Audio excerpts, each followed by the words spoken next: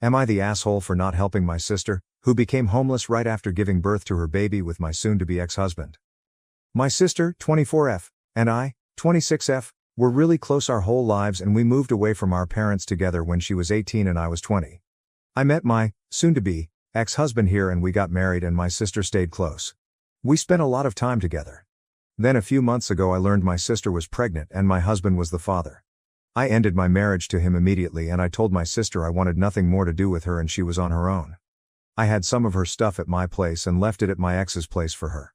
For the rest of the pregnancy they were living together, and then he wouldn't let her back in after the baby was born. She called our parents from the hospital and told them she had nowhere to go. That he was looking for custody and didn't want her back, and I wasn't answering her calls. So they called me, and after I heard them explain what was going on I told them it wasn't my problem. They tried to argue, but I wasn't having any of it. She got a place at a shelter for single parents and she's still there several weeks on. With the custody dispute she can't move back to our parents, and I am still refusing to help her out. My parents are angry because I won't even take her calls or reply to any messages she's sent. I actually blocked her because I knew she wouldn't stop. My parents don't know that part. But they're telling me I should be ashamed of myself for turning my back on her and the baby. I told my parents I owe her and the baby nothing. I told them it was just a shame she didn't choke on his dick when they were sleeping together behind my back. My parents called me disgusting for leaving them homeless. That I have room and could help. Am I the asshole? Now to the next story, story 2. I was a shadow to my sister's piano career, exploited as my family's ATM. They even used my money for her secret engagement party. I, 35F, am a senior investment analyst for a major Manhattan firm, yet to my family, I am nothing more than a personal ATM. I've been hesitant to tell this tale, but recent developments have compelled me to seek outside viewpoints on a subject that has dominated my life for years. Growing up, our entire family revolved on my younger sister, 31F. She was a piano prodigy who began performing at the age of 4. My earliest memories are of helping Mom, 62 degrees Fahrenheit, and Dad, 65 degrees Fahrenheit, prepare for her recitals, ensuring that everything was just right for their little star. While other kids were learning to ride bikes or going on playdates, I was learning how to iron performance costumes and organize sheet music. Make sure your sister has everything she needs for practice, Mom would say, barely looking up from her phone as she recorded another video of my sister's performance. Don't forget to cook dinner. We'll be late tonight due to her master's class. By the age of 11, I was effectively controlling the home. Laundry, cooking, cleaning, it all fell on me. Because your sister needs to focus on her music, was the incessant refrain. I recall the day I won the state mathematics competition in 8th grade. I went home, clutching my award, only to find Mom furiously preparing for my sister's performance. That's nice, honey, she commented distractedly. But could you please assist your sister practice? She needs to perfect this piece for the Carnegie Hall Youth Showcase next month. The trophy wound up in a box in my closet, alongside other forgotten accomplishments. The tendency persisted throughout high school. While my sister traveled for competitions and master lessons, I stayed at home and maintained flawless marks. My parents paid thousands of dollars for my sister's private lessons, special music camps, and custom-made performance apparel. Meanwhile, I had to fight for essential school materials. We need to be practical, Dad would say. Your sister's career development requires all of our resources. I was not permitted to participate in any after-school events since someone needed to be present at home to prepare for my sister's nighttime practice sessions. When I indicated an interest in joining the debate team, Mom looked at me as if I had suggested we burn down the home. How could you be so selfish? She asked. Your sister needs a peaceful, encouraging atmosphere to practice. You understand how crucial this is to her future. Every family gathering became a recital. Relatives would gather around the piano, gushing about my sister's skill as I served refreshments and cleaned up afterwards. Such a helpful girl, they'd say patronizingly before turning back to compliment my sister. I learned to be invisible, moving softly through our house like a ghost, ensuring that everything ran properly while drawing no notice to myself. My parents only truly noticed me when anything went wrong with my sister's routine. Then I became visible, but just as a target for blame. If she had a poor performance, it was because I had not provided a calm setting for her practicing. If she felt fatigued during a competition, it was because I hadn't properly prepared her meals. During my senior year of high school, I was admitted into several top universities on partial scholarships. When I showed my parents the acceptance letters, their reaction was lukewarm, at best. We can't help with any expenses, Dad stated firmly during supper. Your sister's career development needs all our resources. Besides, you're good with household management, maybe you should look into becoming a housekeeper. That's when our neighbors, the Wilsons, intervened. They had seen me grow up and how I helped at their little accounting office after school while waiting for my sister's practices to finish. Mrs. Wilson, 55 degrees Fahrenheit at the time, had always regarded me as a second daughter, taking an interest in my accomplishments and promoting my academic endeavors. They promised to help with my education fees by establishing up a work-study program at their company. My parents didn't complain, they appeared happy to have me taken care of, so they could concentrate only on my sister. When I attempted to talk about my college plans, Mom cut me off. "We trust the Wilsons to handle it," she added, immediately returning to her phone and organizing my sister's next appearances. "Just make sure this doesn't interfere with your responsibilities at home." The Wilsons became my lifeline. Their encouragement extended beyond financial aid. They demonstrated what it meant to be respected for my own qualities and accomplishments. Mrs. Wilson attended my college orientation when my parents were unable to come due to my sister's summer music festival. Mr. Wilson, 57 million at the time, educated me on financial management and sparked my interest in investment research. Looking back, I understand the Wilsons saw something my parents didn't. A young woman with promise beyond being someone's support network. They supported my education not because they had to, but because they believed in me. Their advice helped me get internships, which led to my current career as a senior investment analyst.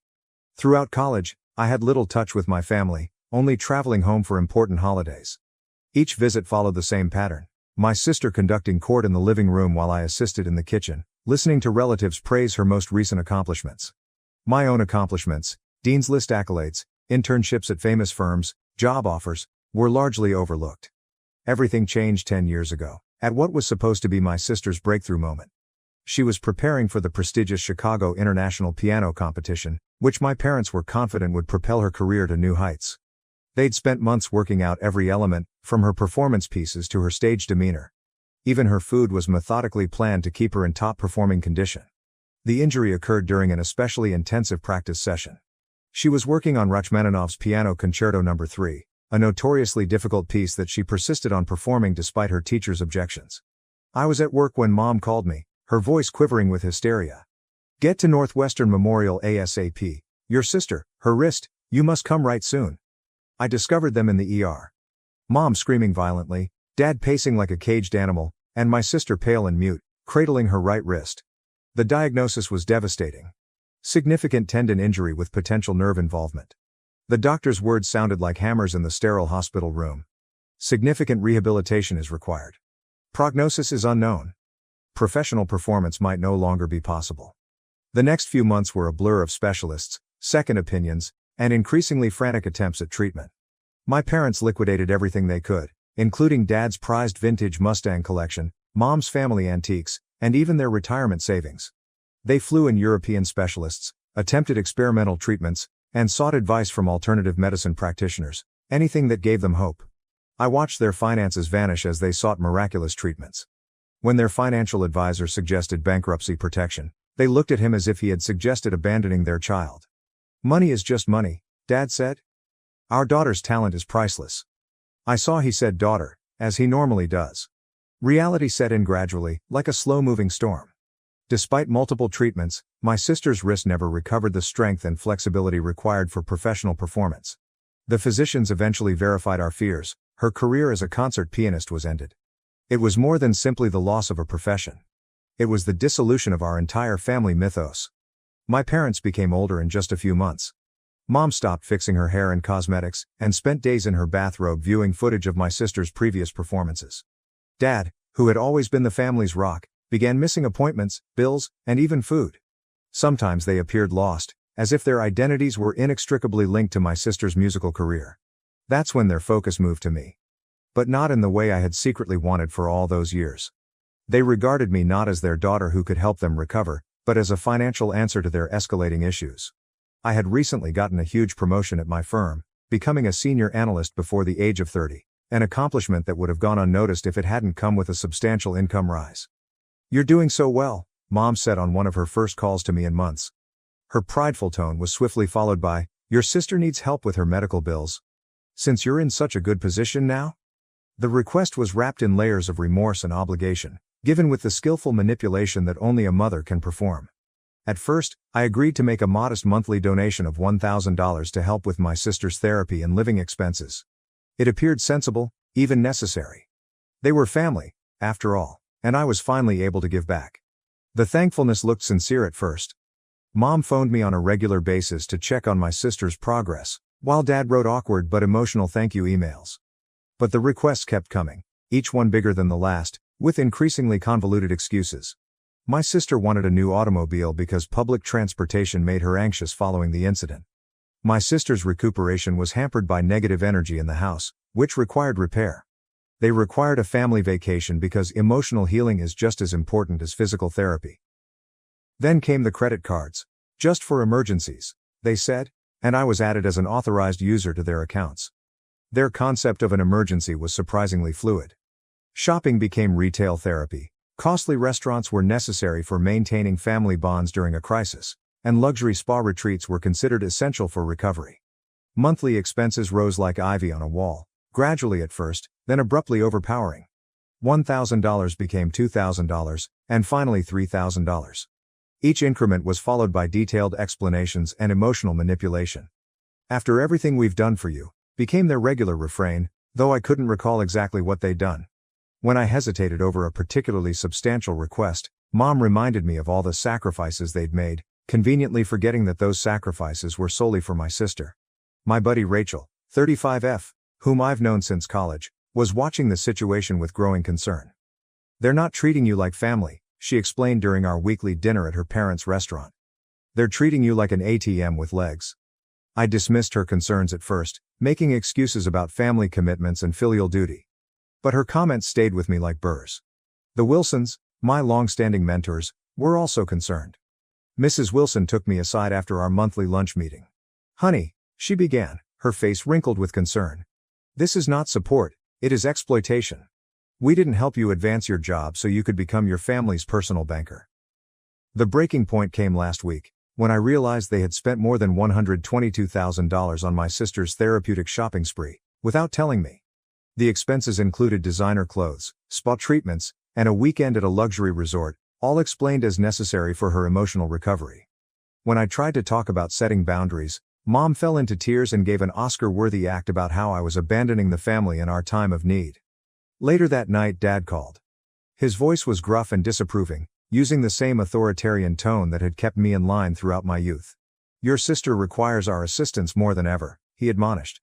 "How can you be so selfish when she's still trying to find her way? We've raised you better than this." The irony of his words, "we raised you," hit me like a physical blow. Did they raise me, or did I raise myself under the influence of their obsession with my sister? Yesterday, I received another credit card statement for $115,000 for a health retreat that I never approved. When I called to inquire, my sister answered the phone.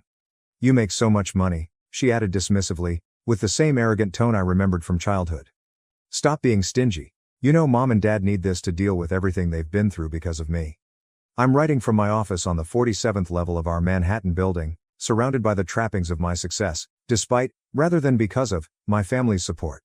The chart on my second monitor depicts my family's financial abuse in cold, hard statistics. Over the last year, they've spent more than $150,000 of my money, which is more than most families' annual income.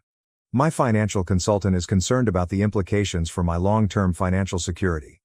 My therapist gently indicates that it is important to set hard boundaries. Rachel alternates between providing her guest room and volunteering to tell my family where they can go, in many languages, thanks to her worldwide business experience. But every time I consider cutting them off, I remember the little girl who simply wanted her parents to appreciate her accomplishments. The adolescent who believed that if she worked hard enough, someone would eventually recognize her as more than a support system. The young woman who still hopes that her family would see her as more than a resource. I'm currently at a crossroads, confronting decisions I never intended to make. The Wilsons, who have been more like parents to me than my own, advise I should protect myself. Rachel provides practical assistance and a secure place to ponder. My therapist discusses boundaries and self-respect, words that appear easy but bear the weight of decades of familial relationships. I'm having trouble with questions that don't seem to have any correct answers. Am I being ruthless by considering financial constraints? Is it immoral to want appreciation for my own achievements? Should I simply accept that this is my job in the family, the dependable one, the responsible one, the human ATM? I really don't know anymore. Update 1. My world imploded yesterday when I found on Instagram that my parents are presently in Hawaii, not for a vacation, but for my sister's secret engagement party, which they paid for with my credit card. During lunch, I was aimlessly scrolling through my feed when I came across a post from a mutual acquaintance that stopped me cold. Paradise with the future wife, what's Josh, engagement bliss to Hawaii. There she was, beaming on a beautiful beach, standing next to her boyfriend, now fiancé, with our parents and his family in the background. They had been there for 3 days. I went 3 days without hearing a word from you. Confused and hurt, I opened my banking app. The charges struck me like fists. First-class flights to Honolulu cost $24,800. Grand WEA Resort, 3 ocean view suites for $21,600. Additional expenses include a welcome meal, spa treatments, a sailing excursion, and a private beachside dinner for $12,000. My hands shook as I dialed Mom's number. When she responded, I could hear Hawaiian music and laughter in the background. "Oh honey," she explained casually, "your father and I just decided to take a short break. You're aware of how tough things have been lately? A short break at the Grand WEA with my sister's fiancé's complete family. That kind of break cost more than $58,000 on my credit card." Silence. Muffled voices. Then my sister got on the phone, her remarks oozing with entitlement. "Listen, Miss Executive," she snarled. "You are not required here. You are no longer family, but rather a walking ATM. Nobody wants to hear about your valuable career as we celebrate my engagement." I urged myself to be calm. "That ATM just paid nearly $60,000 for your little party." She laughed coldly. "That's what you're good at, isn't it? Keep doing your fancy job, and we'll enjoy spending your money. It's the only thing you're helpful for." Always was. The call went dead. Within minutes, they had blocked me on all platforms. Mom sent a final message that read, "We're all tired of your negative attitude and jealousy. Please leave us alone. You've spoiled enough precious moments for your sister." Something cold and hard solidified in my chest. My hands remained steady when I accessed my banking app. Each click felt like it broke another link in the chain that had connected me to their torture. Click. Hotel reservations are canceled. Click. Spa packages and excursions are canceled. Click. Return flight tickets have been canceled. Click. Mom's card is permanently deactivated. The aftermath was immediate. My phone burst with calls and messages. "Mom. It's an emergency. Call immediately. Dad says. Fix this quickly. You are embarrassing the family. Sister. You better get this right. Number. Hawaii. The future in-laws, without a doubt." As the hours passed, their tone changed. Mom said, "Sweetie, please, we can talk." Father. "We'll pay you back."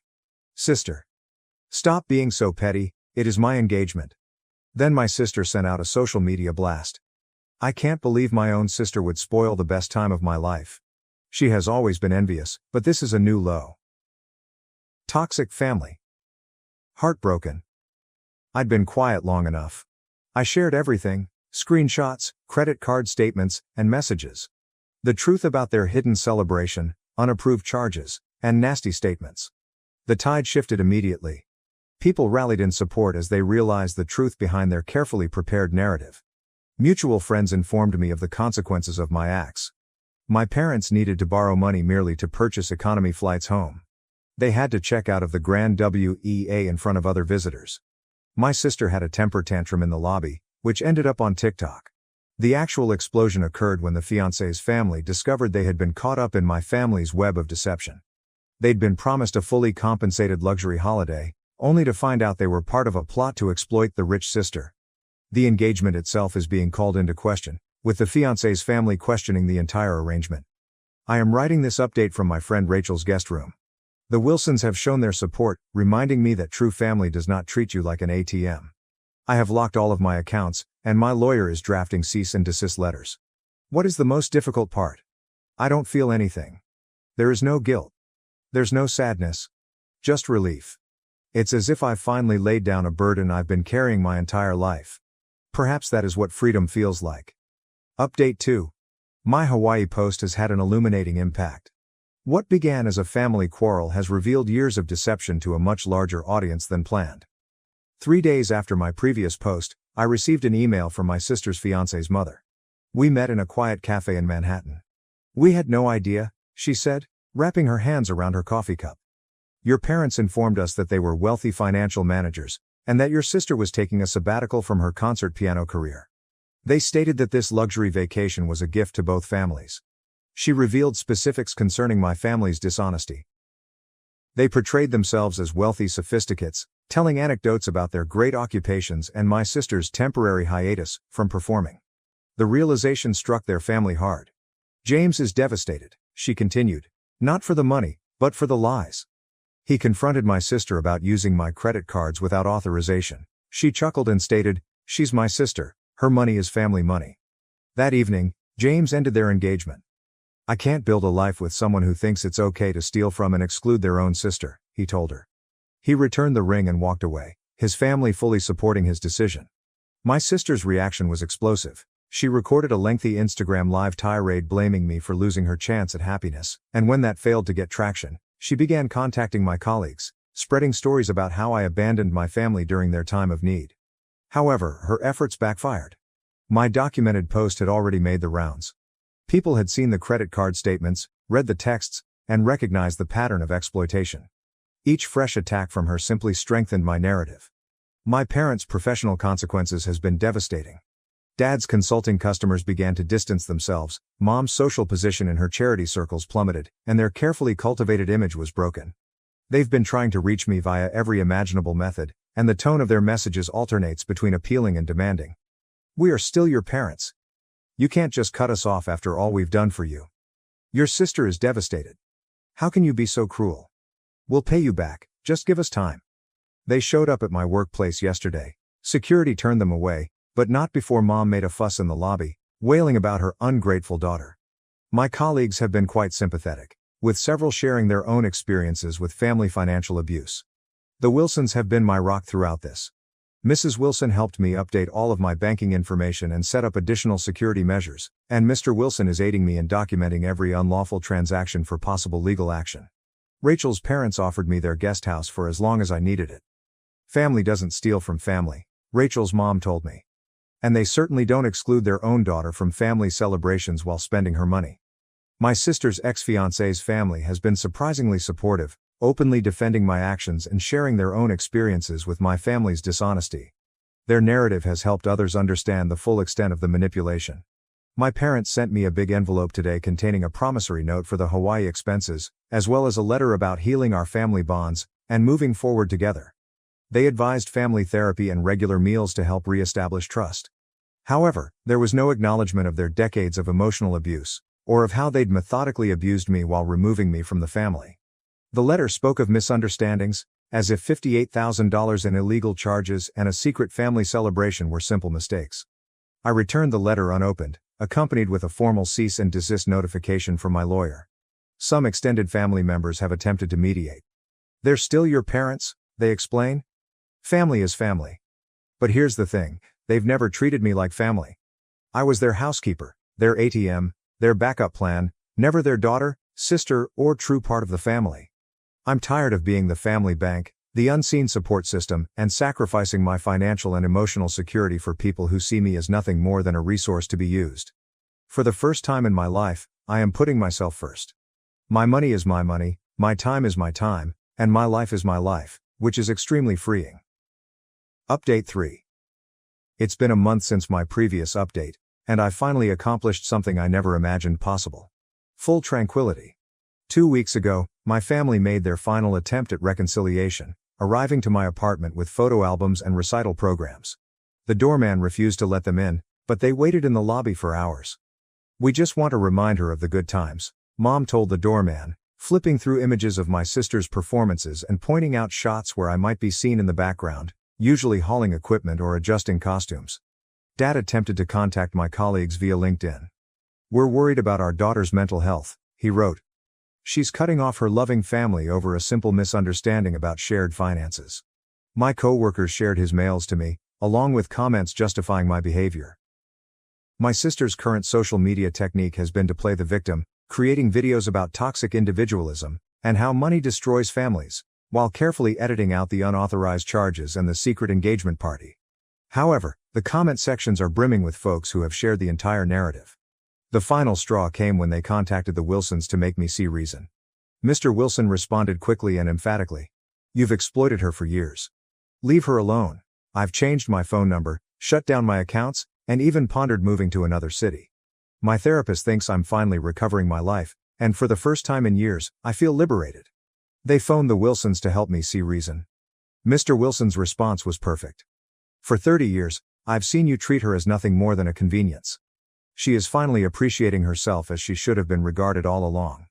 My lawyer has written formal letters requesting payback of all improper transactions, which totaled over $287,000 over 3 years. They claim everything was agreed upon and that I'm rewriting history. The bank's fraud department disagrees, and investigations are still ongoing. I've moved to a new apartment in a secure building, my mail has been routed through a screening agency, my phone number has changed, my email has rigorous filters, and my social media profiles have been cancelled or made private.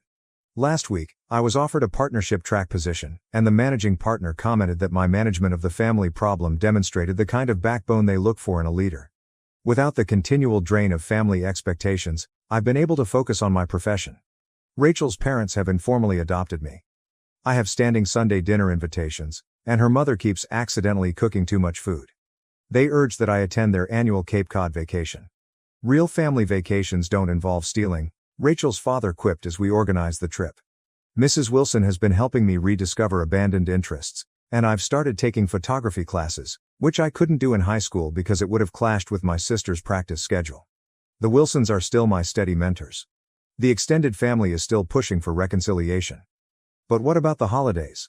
What happens when your parents are older? These queries used to make me feel guilty. Now they just remind me of how one-sided our relationship was.